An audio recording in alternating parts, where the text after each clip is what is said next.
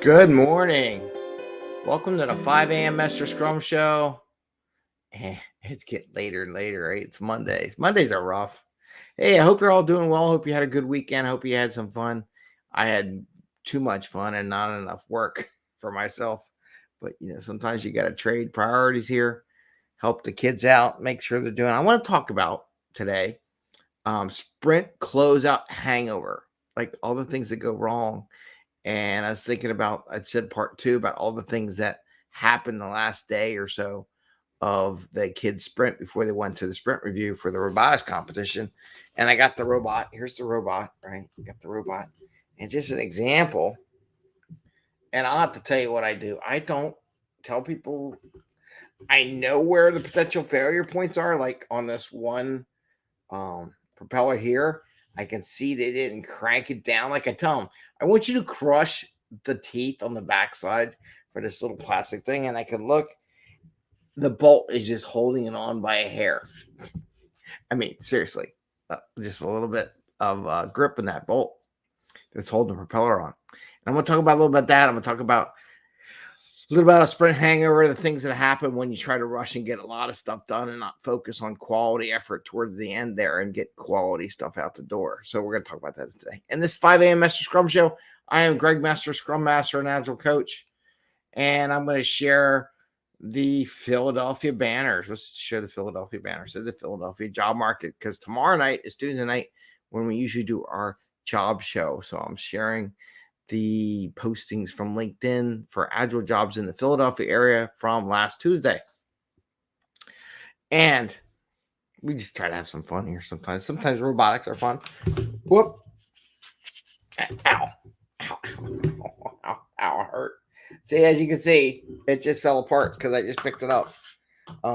So they're robots on the final little, ow, stab myself there. Final little things rather than making sure it was is really secure. So things about sprint closeout that are very similar to what the kids went through is the fact that on the last day of closeout, everyone's trying to scramble to get as much stuff done and not really button down the hatches and make sure they do a good job. Just like in that day, I had all 6 teams try to get their vehicles done on the last day. And I'm trying, and my partners in crime weren't helping me a little bit. I was trying to focus on the ones that were as pretty much done. They just needed to be tinkered with and checked and make sure the bolts didn't fall off and everything like that, and do that. But other people want to do a lot of stuff. So there was a lot of half done stuff at the end of the sprint, which didn't provide any value. Now, the bugs, they rushed it. People weren't there. They had to rush things through. They wanted to make it through because if we didn't have a vehicle, we weren't competing. So as you saw, the thing that fell apart, there's also some bolts. And one of the things I do as a coach, and I do this in reality too, I do this when I coach people that are Scrum Masters and other Agile coaches and product owners and people who want to learn about Agile. I don't necessarily tell you everything. I want you to discover stuff. And one of the things that happened during the event the other day, one of the propellers fell off. I probably could take it off with my hand, maybe, during the show, maybe, because I don't know, maybe not. Probably need a wrench, but it's pretty close. Anyway, the propeller fell off from the thing. So actually 2 things. One, it wasn't floating right. It wouldn't go down. The amount of cushions. So you have to balance. They have to figure this stuff out. You have to balance how much cushion is on these robots with the power of the engine, because it's just a little engine. So it wasn't going down. There was a repair station over there. They had some college kids that they're from their science area. And now I had 2 options as a coach, right? 2 options. I could have took their vehicle and walked it over to the repair station and did it myself. Well, actually, there's 3 options. So I could have took it. The other one is I could have brought the kids with me to the repair station and ask questions for the people to do it. Or third, which is when I said, over there is a repair station with some people that can help you with your boat. Tell them what you want and what you need done, and maybe they can help you. So they went off on their own and did it and experienced that, working that, because they needed it, by the way.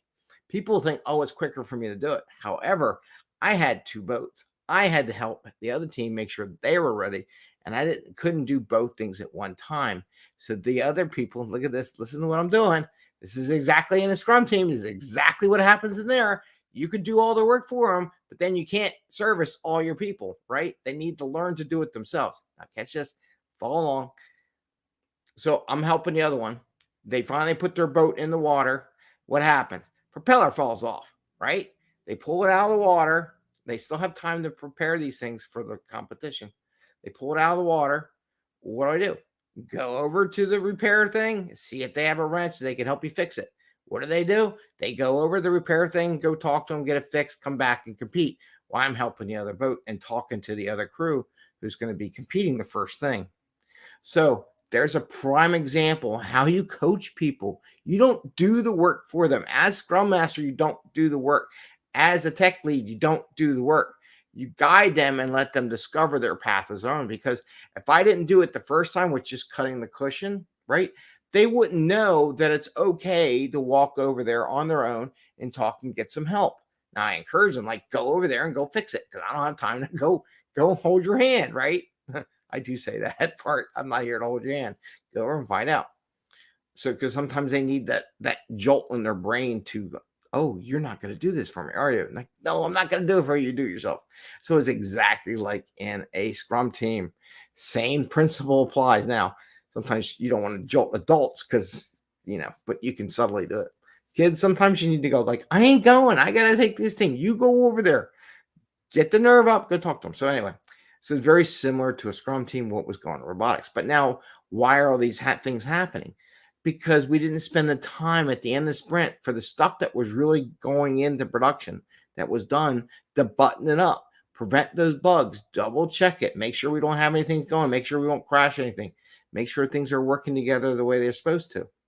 So many teams mess this up. They just go, let's just dump it all into production because we have a deadline. And then you get this hangover, right? This is what I was referring to. You're so burnt out because of all the stress related to getting the stuff over the sprint that you have this hangover. Here's my thing. Here's how I keep from getting hungover on these things. I go, look, I know you're not going to get everything done. I expect that. The things that are fully done, let's get them in. Let's get them done. The things are almost done. Don't try to rush it through just to get it in there, okay? I mean, there's things you could do. If your system's set up right, you should be able to get code into production on a regular basis, and it really should not depend on the end of the sprint.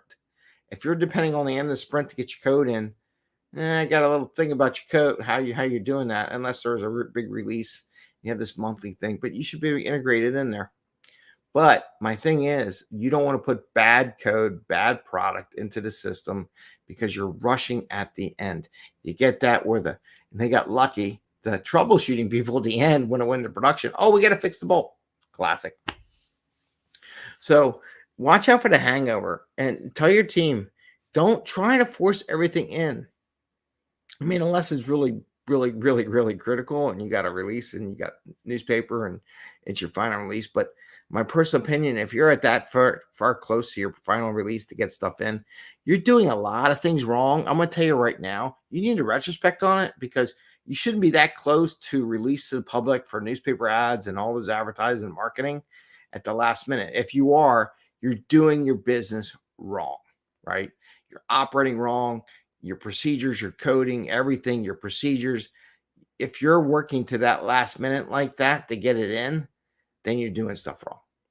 It's truth, right? So anyway, but I want to give that example. I like giving examples of Agile. I try to coach my people to see Agile everywhere. See how things in the real world reflect into your world as from a development coding perspective so you become better agilists. You have that agile mindset. What's going on? Why are we doing this? How do we make this better? Everything you do in life, well, most stuff in life, you should be able to do this, right? So I explain these things, share these things in that nature. Kind of like why I do the Slack channel. One of the things I do with this Slack channel, and people, it's like a minor thing. I set it up so you can have a conversation when you're going through these battles with people to help build your confidence, to ask those questions you may not want to. Like, let's just say you just got certified and safe as a Scrum Master, or you just got your Scrum Alliance, or your PSM, or one of the number of different certification for Scrum Master. Do you feel really confident that you can then be a Scrum Master and coach teams, train people, and all that stuff? If you do, more power to you. Most people don't, even myself. I took the class. I want to experiment. I want to try it out. I want to ask questions. When you want to, sometimes you're afraid to ask those questions often because you're afraid people think that you're faking it, right? So one of the things we have with the Scrum, the Slack channel, the Agile Slack channel, is that you can ask those questions, get those thoughts from other people in the Agile business that aren't going to hold you like, oh my God, I can't believe you got hired. No, they won't do that. They will help you, guide you, as well as myself. And we'll talk about more about that in the future. But one of the beauties of it, when I'm on there, I reply, I'll put stuff in there, but I'll also make sure that the people that are asking me questions to post them in the general so they get a diversity of opinion and thought from an Agile perspective on the solution.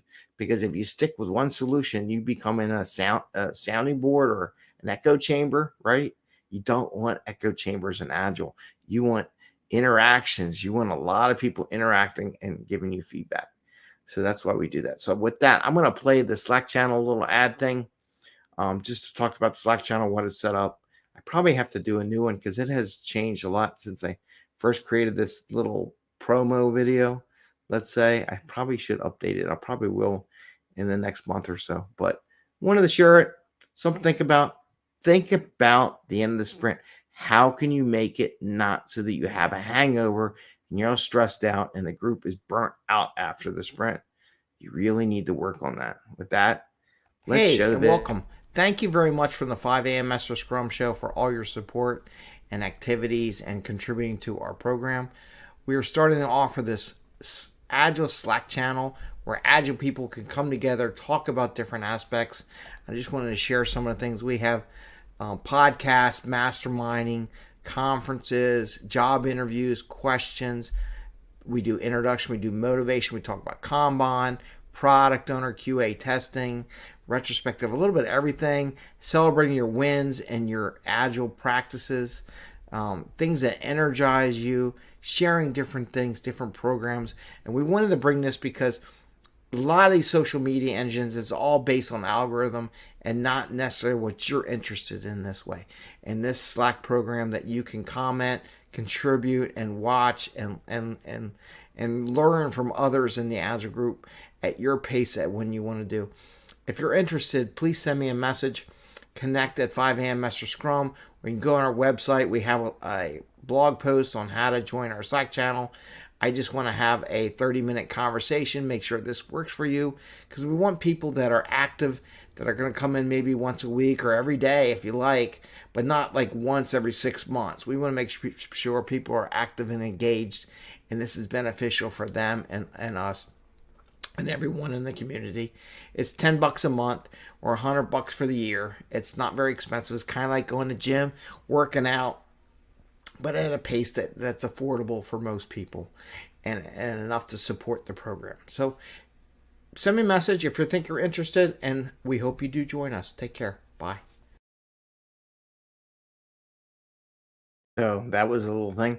If you're interested, send me a message. As it said at the end, connect at 5 a.m. MesterScrum.com.